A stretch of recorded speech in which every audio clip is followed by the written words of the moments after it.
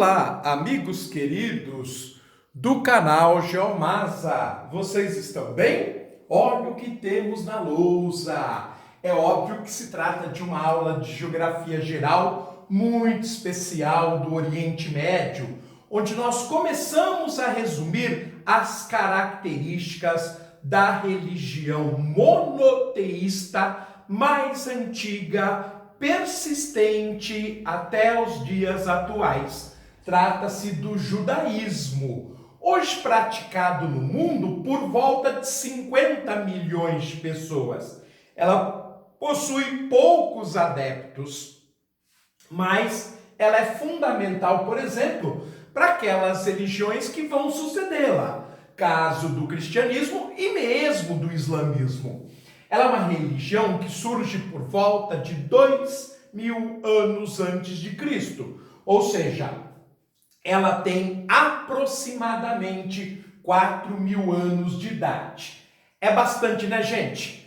Pois bem, pessoal, nós podemos dizer que ela tem como raiz principal a saída de um pastor do sul da Mesopotâmia, região à época chamada de Caldeia, ele que era um habitante da cidade de Ur, e ele vai ser o grande escolhido de Deus para deixar esse local pecaminoso e ir guiado espiritualmente até o vale do Rio Jordão, considerado a Canaã, ou seja, a terra prometida para estes primeiros judeus. Bem, vamos então começar a fazer algumas observações bastante relevantes. Ela é a primeira grande religião monoteísta e que chega até os dias atuais, isto é que é relevante. Houveram sim experiências monoteístas anteriores ao judaísmo, mas elas não persistiram. Ela crê em um Deus, óbvio, monoteísta, um único Deus, que é onisciente, sabe de tudo, onipresente, ou seja, está em todos os lugares da terra e bastante severo. O Deus judeu, ele é muito educador, só que a sua educação é uma educação de um pai rígido. Ele dá, mas cobra muito a quem ele dá. Então ele tem uma relação muito íntima, muito pessoal com seus seguidores e ele é muito exigente. A fé, segundo a proposta do judaísmo, deve ser um ato íntimo. É você que crê no Deus Todo-Poderoso e constante. Você tem que estar com Deus o tempo todo, nunca abandoná-lo, ser parceiro dele sobre qualquer circunstância. Ela deve ser praticada com a razão e com a emoção. Então, o Deus dos judeus, ele exige que se use o coração, a alma, mas que se use também a inteligência para reverenciar, para demonstrar a sua fé e, sobretudo, a sua prática, que deve ser demonstrado o tempo todo em relação a Deus. Ela deve ser manifestada em pensamentos, por isso que ela é uma experiência íntima.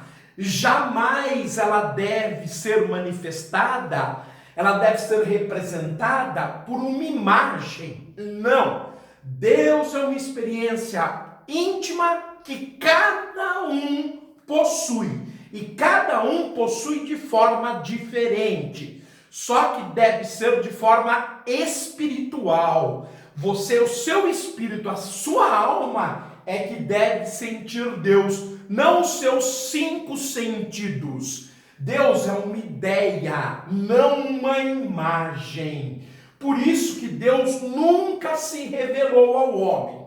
Ele disse, eu existo, nós temos uma relação íntima, mas você jamais me verá, porque eu vou cobrar de você exatamente isso. essa manifestação de fé, essa crença, ela não pode ser baseada em algo material, e sim em algo espiritual. Para que vocês tenham uma noção, esse Deus, que hoje nós chamamos simplesmente de Deus, que é a base do judaísmo e do cristianismo, ele sequer tinha um nome e não queria ser chamado pelo nome. Ele insistia que a relação com ele era íntima e espiritual. Logo, se eu ficasse falando o nome, eu começaria a cultuar o nome e não a ideia de Deus, não o Espírito de Deus, não a intimidade com Deus, que é o que ele cobrava. Uma vez por ano, o sacerdote, nas cerimônias principais dedicadas a Deus, ele pronunciava o nome de Deus. Na verdade, era um nome impronunciável, porque ele só era representado por consoantes. Estas consoantes, em hebraico se lê Yod, Re, Vav, Re. Então, este é o verdadeiro nome do Deus judeu, do Deus cristão, o Pai de Jesus de Nazaré. Yod, Re, Vav, Re. Mas o homem era profundamente e é profundamente transgressor. Tanto que em diversas partes da leitura da Torá, você vê que o homem quer fazer uma imagem, o homem quer impor sua vontade, ele não consegue deixar de cometer as suas transgressões. Então ele transgride tanto que esse nome, que só era possível ser pronunciado pelo sumo sacerdote uma vez por ano, Yod, Re, Vav, Re, o transgressor do homem começa a usar Iavé. Ele entende esse Yod, Re, Vav, Re como Iavé. E chega ao ocidente esse Iavé como Jeová. Olha a distorção. O nome era Yod, Re, Vav, Re, o nome hebraico original, né, o nome judeu original do seu povo, de onde ele se revelou para o primeiro patriarca, que é Abraão. E hoje chega a nós como Jeová. Mas também era comum entre a população tratá-lo por Adonai, que quer dizer Senhor, ou Abba, Pai. Jesus usava muito Abba. No final de sua vida, quando ele estava crucificado, próximo à morte, ele até diz: Pai, você me abandonaste. E se você assistir isso naquele filme extraordinário do Mel Gibson, chamado Paixão, ele grita o pai como Abba. Abba, então, era uma forma com que o povo tratava também Deus. Bom, gente, então a gente já percebeu que Deus vai ter um problema muito sério com o homem, que é a sua criação, digamos, mais elaborada, mais sofisticada. Porque o homem ele tem uma natureza muito difícil de se lidar. E essa natureza transgressora, ela leva o homem a pecar, a errar, a ferir os mandamentos divinos. Como, por exemplo, simplesmente distorcer o seu nome, ou a sua ideia, ou a sua relação íntima e espiritual.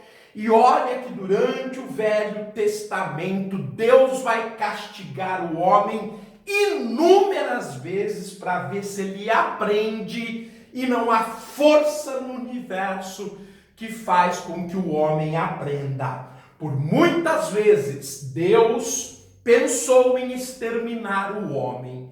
E isso só não aconteceu pela intervenção de homens que Deus tinha uma confiança muito grande, que eram os patriarcas. Os patriarcas que nós vamos começar a falar na próxima aula, e que Abraão é o primeiro deles.